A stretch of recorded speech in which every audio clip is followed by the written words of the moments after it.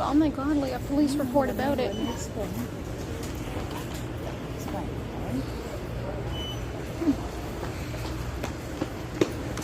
Hi.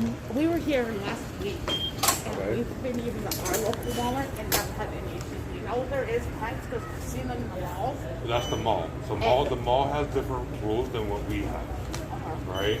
And because we carry food and produce and stuff, we're not allowed to have animals in the store unless you have proof that they are a support dog. Well, all I have is a picture of my doctor's note. And she is identified as a house. Yeah, I can see that, but those suits are usually bought off of Amazon. Yeah, that's a given. Right? Yeah.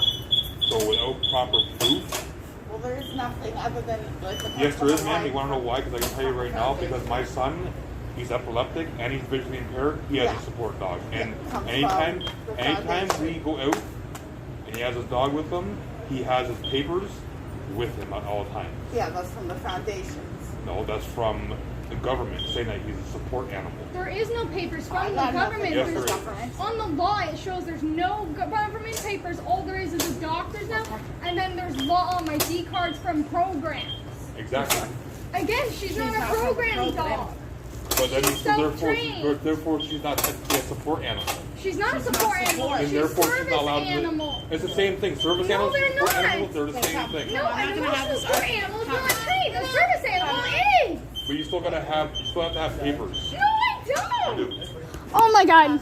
Let's go. We'll just file a police report. I'll gladly hold a lawsuit on here.